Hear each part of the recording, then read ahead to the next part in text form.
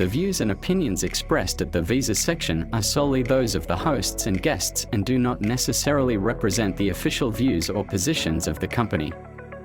All content provided by the hosts and guests reflects their personal opinions and is not intended to malign any religion, ethnic group, club, organization, company, individual, or anyone or anything.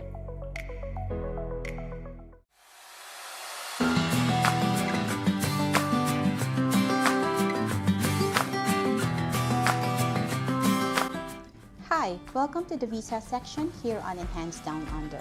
I'm Anna, your host, and I am a qualified education agent counselor at Enhanced NT, a migration consultancy company here in Darwin, Australia. Today, we are going to discuss the current migration climate in Australia, what's changing for students and skilled workers. Because in recent months, the Australian government has introduced major policy changes affecting both international students and skilled workers and skilled migrants. The focus is tightening the migration intake, and the Department of Home Affairs has rolled out reforms aimed at reducing the number of temporary migrants while still attracting highly skilled workers.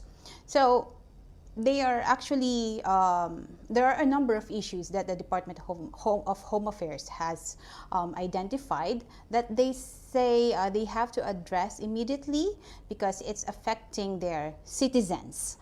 The key policy changes since late 2023 are, number one, the stricter student visa rules. So there's this higher English language requirements, like IELTS of 5.5, what used to be 5.5, it has increased to 6, but that is for the VET programs only. For those in uni or a higher degree course, they are required to have an IELTS or PTE equivalent to 6.5. Now, other than the higher IELTS requirement, there's this also an increased financial capacity checks. So, if you're going to read some of the previous articles issued, official information issued by the Home Affairs, the minimum financial requirement, the minimum is at 29,000 Australian dollars, or a little bit higher than 29,000. But in reality, that's just, since it's just a minimum, there are some students, like sample is the student that I'm handling. He was required to show a financial fund or a fund in the bank statement of at least 45,000 something, almost 46,000. That's just for the initial year of his stay in Australia, considering that that student has family here in Australia. So it means he's no longer to pay for accommodation anymore or any rent fee. That's 46,000 funds required to cover his tuition fees and living costs. And he's from VET sector, huh? He's not a university student. He's from VET program. He's taking up a VET program. So that's the second one, higher funding being required, and a tougher genuine student test. Genuine student test is where you are going to make a statement to prove your intention to stay in Australia as a student.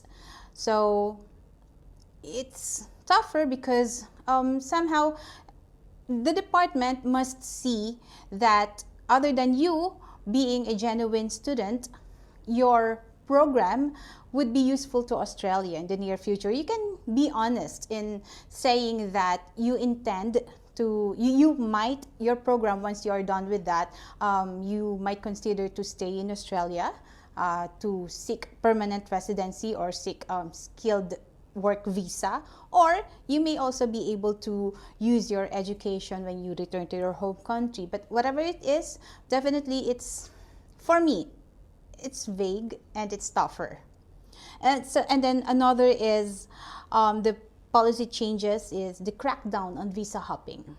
So onshore student visa applications are now restricted for a student for visitor visa and temporary graduate visa holders. What does that mean? So you arrived in Australia under a tourist visa.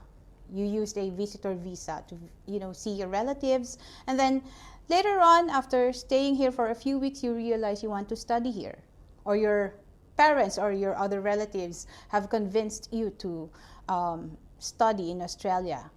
You can no longer apply onshore for your, you can no longer submit your student visa application while you are onshore. That application would become invalid if you do so. What you need to do is you have to exit, you have to leave Australia and lodge up your application onshore, and you cannot continue, or you cannot begin or commence your study unless your visa application has been approved. Unlike while you are, when you come to Australia as a visitor, you applied for a student visa, you can immediately commence your study while waiting for this visa grant or visa decision. Now, that's no longer the case. You cannot do that anymore. And for temporary graduate visa holders or 485 visa, for 485 visa holders, they cannot apply for student visa again. And for me, it just makes sense. Because when you are already a 485 or temporary graduate visa holder, you are expected to have already gained the education, knowledge, and skill. While you are in 485 visa, you are given the chance to seek an employer or sponsor. Now, reapplying as a student, it doesn't make sense. It defeats the purpose for me. So for me, it's only fair that the Home Affairs implement that. So again, the student visa application is no longer accessible for those who are a holder of 600 or tourist visa and 485 temporary visa onshore.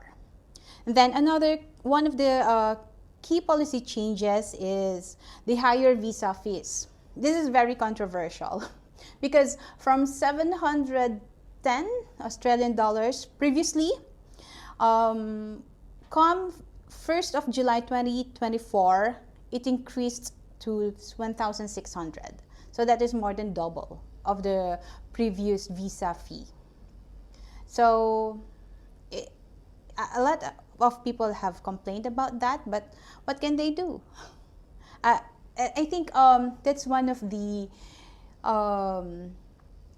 strategy of the Home Affairs to deter the potential international students. Or maybe it's also a test of your financial capacity, I don't know.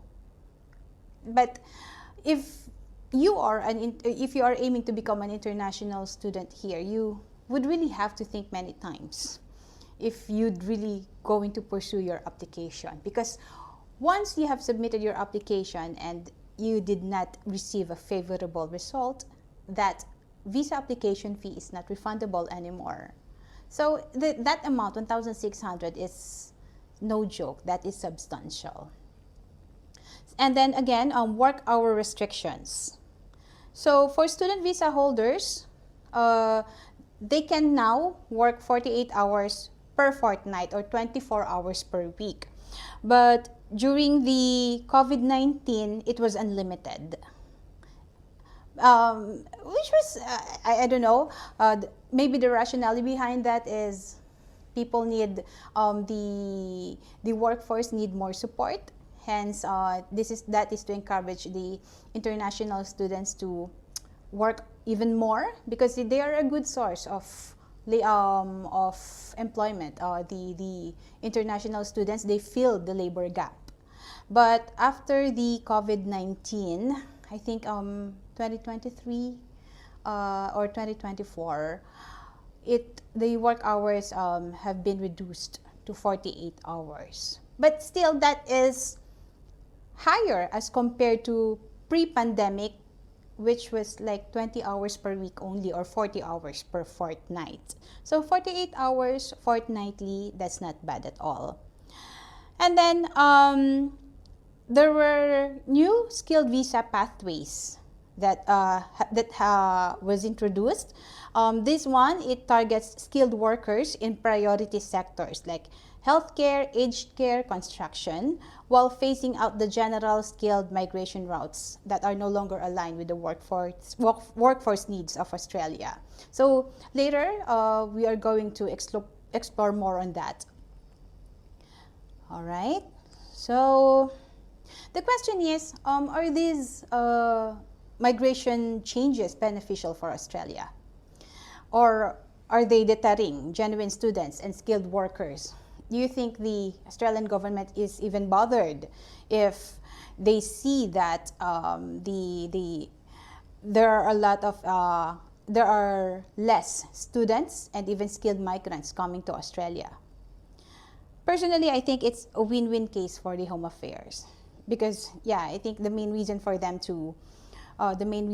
implementing those stricter visa rules is to reduce the number of migrants, because somehow the international students are blamed for the housing shortage.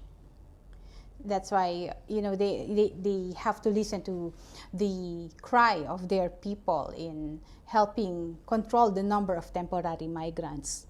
But if you're going to think about it, there are also positive sides, the positive effects of this tighter visa rules, like there's less strain on infrastructure, housing, as what have always been complained by a lot of citizens, and public services. So because why? Fewer students mean less pressure on housing markets and city congestion, particularly those bigger cities like Brisbane, Melbourne, Sydney. In Darwin, it's not an issue here. Housing problem is not an issue, transportation. Northern Territory workforce requirements are different as compared to those bigger cities in metropolitan areas. That's why the businesses here, they are pleading the government to reconsider, because if the Home Affairs or if the Australian government is going to apply the restrictions to all states or to all over Australia, Northern Territory would definitely suffer, because NT, Darwin, where Darwin is located, is, let's say, a remote area. It's not as popular as Sydney, as Melbourne, and we are having workforce shortage here. Now that they have introduced these stricter visa rules, less international students are expected to come. Imagine what would happen. Businesses here, some of the businesses here in Darwin, in the Northern Territory, they closed down, not because they don't have funds or they don't have customers or patrons. They closed down because they don't have enough staffing. See, that's very sad. That's why the businesses here, they need more people. 1,000 international students coming to Darwin, to Northern Territory, that makes a significant improvement. Northern Territory is huge. Darwin needs people. But 1,000 more students coming to Sydney, yeah, I think that would affect their infrastructure and contribute to their housing problem even more. That's why we are hoping that the government would take a look in that matter and reconsider. The business owners, they are hoping that the Home Affairs might have a change of heart, and we will see. We don't know. Some say that hopefully when the election is over, things might be different or things might improve. We wouldn't know, but for now we'll have to cope. Okay, so that's one of the less strain on infrastructure, more control over visa integrity, because in the past years there are some who are already questioning the integrity of Australia, because of Australian international education, because of those, what do they say, diploma mills or fly-by-night colleges. They're just there, they just plainly exist to issue diplomas. but they don't really mind the quality of education that they deliver. So that's why these stricter visa rules, it reduces the fraud and ensures that only genuine students enter the country. From portraits to event coverage, DKJ Photo Studio offers exceptional photography services tailored to your needs. Book your session today and experience the difference with DKJ Studio. Contact us at 0410151547 or visit us at Unit 5, 90 Mitchell Street, Darwin, NT. Another main benefit of the stricter visa rules is the shift toward target migration, because since it's now more focused on bringing skilled migrants, we are expecting to see more migrants who would contribute more to the community and society. So it's not all in a negative way. We have to, change is inevitable. It happens, and yeah, just like what one of the key holders mentioned before, one of the stakeholders mentioned before, when major changes come, yeah, we panic for a minute or so, and then after that, we have to calm ourselves down and think of ways on how we are able to cope. So there are some negative impacts, of course, because people argue that Australia is losing its competitive edge. With the rise of Canada and UK, they are actively attracting international students and skilled migrants, because they say their policies are friendlier as compared to Australia's. But Canada, I don't think so. I'm reading news that they're also becoming more strict now. But some Asian countries are more welcoming, like Singapore, even Japan, Malaysia. So international students are slowly shifting their attention to Asian countries, because especially, the Asian students, it would be beneficial for them. At least it's within Asia, their family could visit quicker, and they're not going to travel that long to be able to see their family if ever they get homesick. So the other countries are, they are becoming more active in their campaign in promoting their international education. And some industries reliant on migration are struggling, like the sectors in hospitality, agriculture, and aged care. Those industries have reported severe work shortages, and visa pathways become too restrictive. Those businesses are expected to struggle even more to fill critical roles, potentially harming the economy. I hope not, but again, it's a wait-and-see thing. And the short-term economic impact, international students, they contribute 40 billion annually to the Australian government. And with fewer international students that are expected to come in, so we can expect, of course, that the economy would be affected. I just don't know how long would that be, if it's in a long-term or short-term effect only. But definitely there would be less job opportunities and less funding for universities, lower tax revenue definitely. So, and I am also seeing some businesses suffer because of the, some private colleges have already closed down. One is International House Sydney. I believe they have ceased their operation in December of 2024.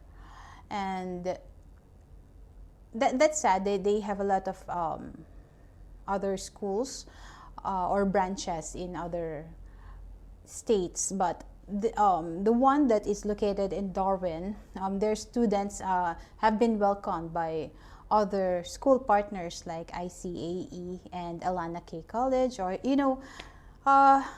it's sad, but it's also good to know that their students were able to find new colleges to continue their studies.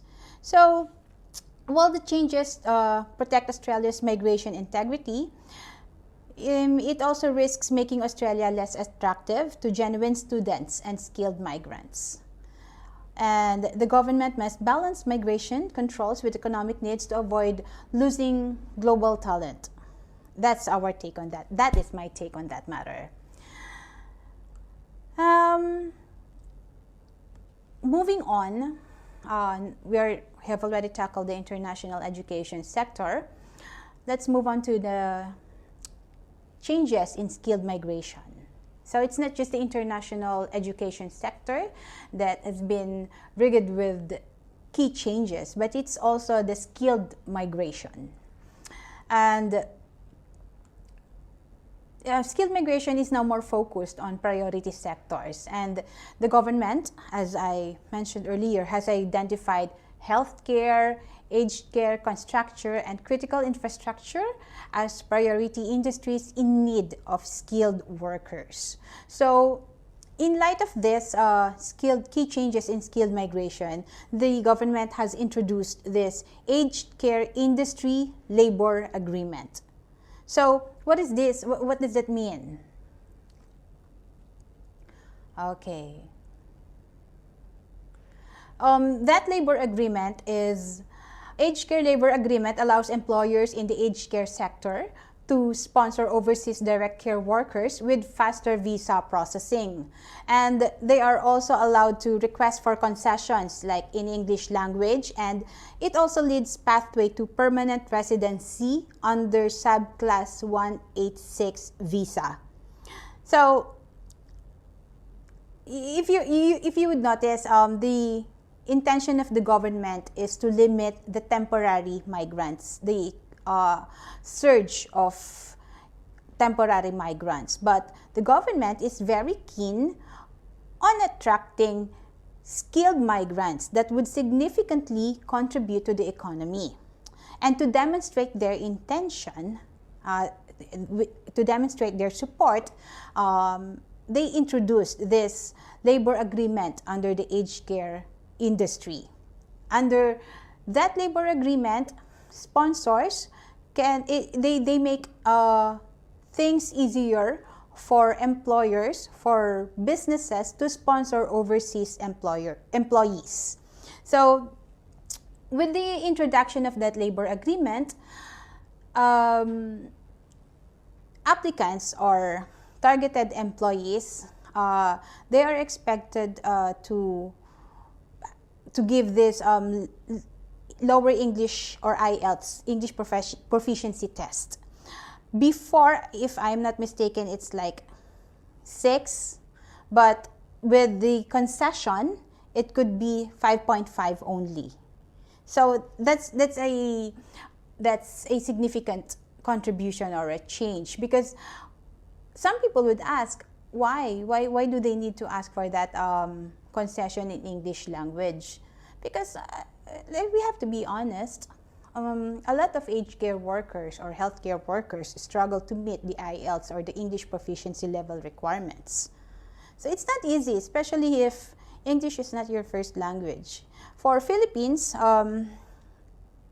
English is considered a second language, but still, I see a lot of people struggle to attain the requirement, right? So this concession under the labor agreement in aged care, it would help a lot of aged care workers to meet the requirements. Whether you're hosting a special event in our function hall, holding meetings or workshops in our multi-purpose room, bringing your ideas in our shared workspace, or capturing memories in our professional photo studio, we have it all in one place. We'll help turn your vision into reality. Contact us at 0410151547 for details, or visit us at Unit 5, 90 Mitchell Street, Darwin, NT. DKJ Studio, your hub for creativity and events.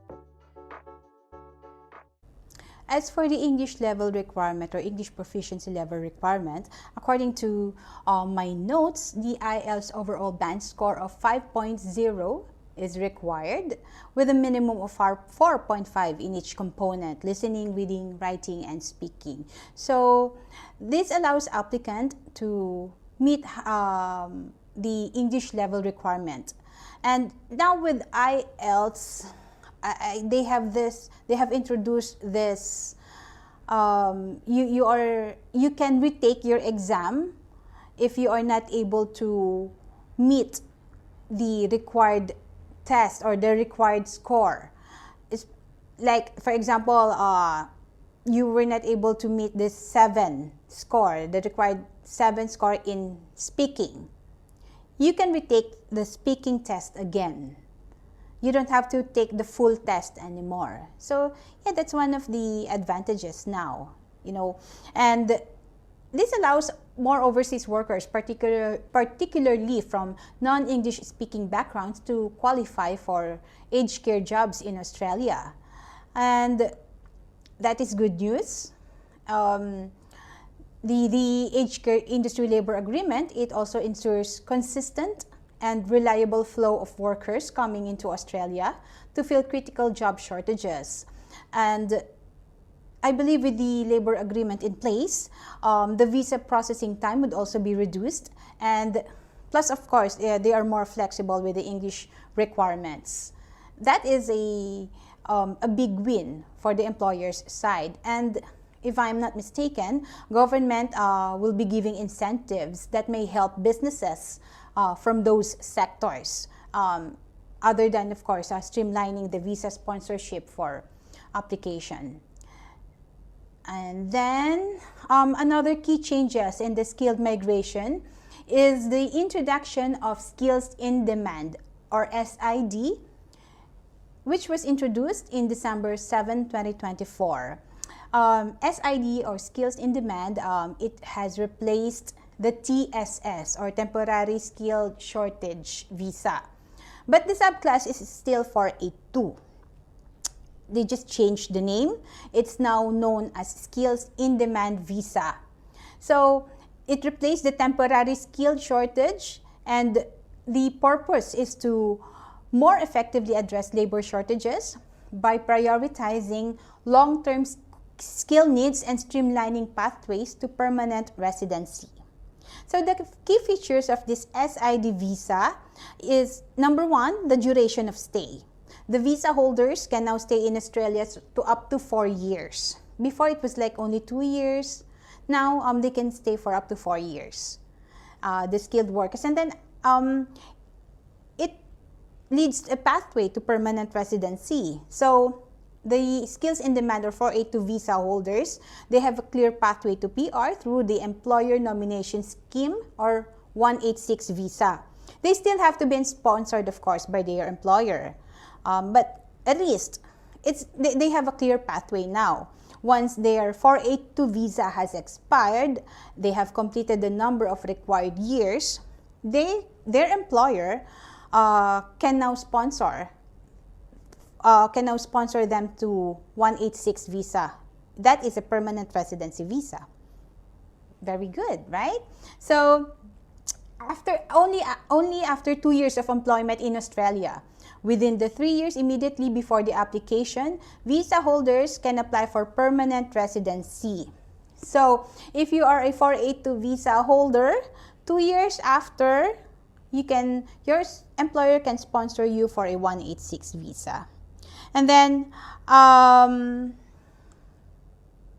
it also offers some flexibility, increased job security, allowing visa holders up to 180 days to find a new sponsor if their employment ends, facilitating easier movement between employers. So let's say for some reasons your employment has ended, you are given 180 days, or that's equivalent to 6 months, to find a new employer. I think for 494 visa, 494 is also a skilled visa. For those 494 visa holders who have, let's say, ended their relationship with their employer, with their sponsor, they are given up to 1 year to find a new sponsor, if I'm not mistaken. So that's not bad. When you are a 494 visa holder, you are allowed to work and stay in Australia for up to 5 years. On your third year, you can already apply for permanent residency under 191, which does not require you to be sponsored anymore, meaning you can apply independently, minus the sponsor. That's the good thing about the 494 visa. And 494 visa, once lodged, gives you an access to Medicare. So you just have to show, when you submit your application to Medicare, show them an evidence that your application has already been submitted, and I believe you will be issued with this temporary ID valid for 1 year. So, but anyway, we will talk more about the 494 visa in our upcoming episodes. So that's the two major changes: the labor agreement for the healthcare sector, and then the introduction of the skills and demand visa, replacing the TSS or temporary skilled shortages. So what are the implications of these changes?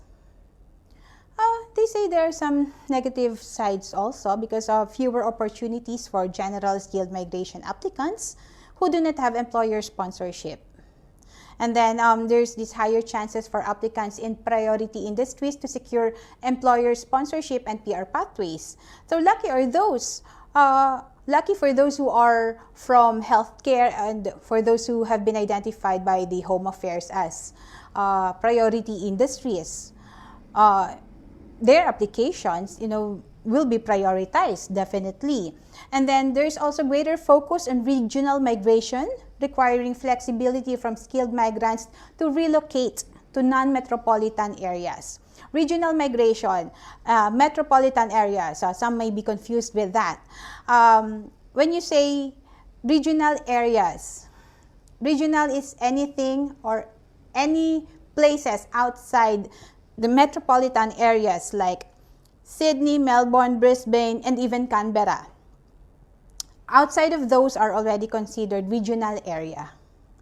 Okay? So, for employers, the implications are, the government, they give incentives to businesses. Plus, also, the reduced processing time. I'm not sure how long is the processing time, but if it's going to be a priority, we can expect that maybe it could be maximum of 6 months. For 494 visas, usually it's like the processing time is like 6 months. I'm not sure if it would be lessened, since they say that they're giving incentives by prioritizing the applications of those who are from priority sectors. For international students, what are the implications? Well, PR pathways may become more employer dependent, and making work placements and industry connections crucial. Because for international students, it is very important, since they are also working, it is very important that as early as possible, they build this good working relationship with their employers. I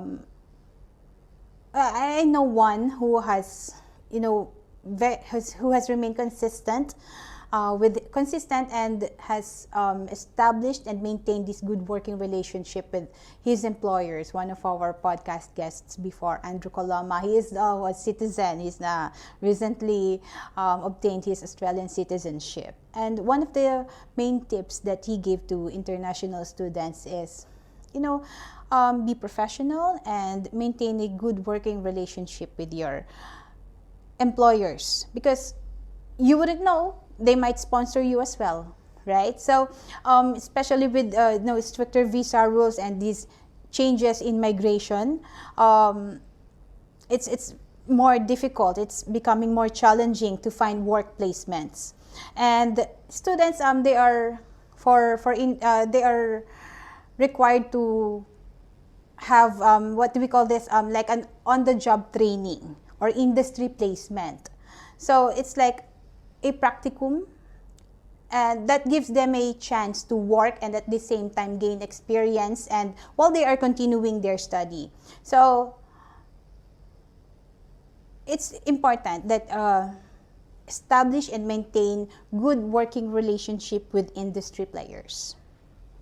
Unleash your potential and bring your ideas to life at DKJ Studios Shared Workspace. We are located at Unit 5, 90 Mitchell Street, Darwin, NT. For more info, follow us at Design Car John Facebook page. You may call us at +61 0879792352 or contact us at 0410151547 for bookings or inquiries. Discover boundless creativity at DKJ Studio. Book with us today. It's also an advantage for students studying from the priority fields like nursing, engineering. They have more advantage in the new migration framework. Though I always say that those studying nursing or a nursing graduate, aged care worker, they have this competitive edge because it's wherever you go in Australia, nurses, aged care workers, child workers, they are always in high demand. And nurses here, if you come to Australia to study nursing, it's like only 3 years, Bachelor of Nursing. And then after 3 years, it's not as compared to other countries that require board exam. It's different here. They are more focused on practical learning. They are already being assigned to major hospitals like Royal Darwin Hospital to do their practicum or internship, whatever they call it. So students coming from priority sectors, they have high advantage with this new migration framework. I am not saying that if you are aiming to become an international student, even though healthcare sector is not really your passion, you choose it because it gives you an edge. But, you know, they are more priority now. And they will never go unemployed. Wherever they go, they will always find employment, especially here in Darwin. Child workers, they're always being required. For working people, for working moms, like my boss, the child carers are very important. They are able to work because they can leave their child in a safe space. And unfortunately, again, there's always shortage with labor, and people are leaving Northern Territory because they always complain about the heat, which for me is not much of an issue because I am also from a tropical country and I'm used to heat. But for those who are not, they are not able to adapt very well, and once they have obtained their permanent residency, they leave, and that's very sad. Moving forward, and hopefully in the near future, that would not be the case anymore. That's why, personally, I am hoping that Northern Territory would be able to attract quality migrants because it's so quiet here. I don't know. I hope people would consider Darwin as their next study destination, their work destination. It's not as big or as, they say that Sydney is different, of course. It's a busy city. When you come to Darwin, it's different. The atmosphere is just relaxed. But for me, that's an advantage. That's very attractive to me because it's not fast-paced. You are able to manage your time well while you are here. And, the Australia's migration landscape is changing rapidly. It keeps changing. And before, I thought the changes would just be implemented on the new financial year, like 1st of July. But with the recent events that have occurred, it's not. I mean, come on. In just a few months, a lot of new changes have been introduced. First quarter of 2024, the English language proficiency level has increased twice. And then even before the 1st of July, May 2024, twice they have increased the funds required. From 19,000, it became 24, and then it became 29,000 at the minimum now. So the visa immigration policies, it keeps changing, and it's essential for students, skilled migrants, and employers to stay informed and adapt. Find ways to, my advice to employers, especially our partner schools, try to focus your attention to other means. Maybe start targeting locals or domestic students. You cannot rely much on international students now, especially with the current migration climate in Australia.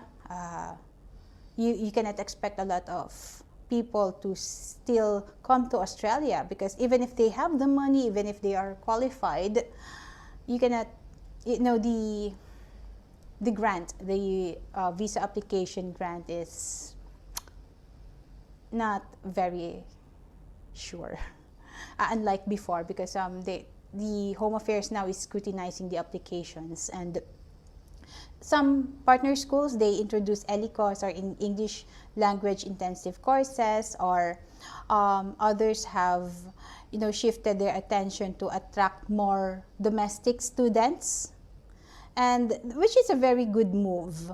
So the ability to adapt to new policies, industry demand, and labor market shifts is crucial to ensure long-term success for migrants and businesses.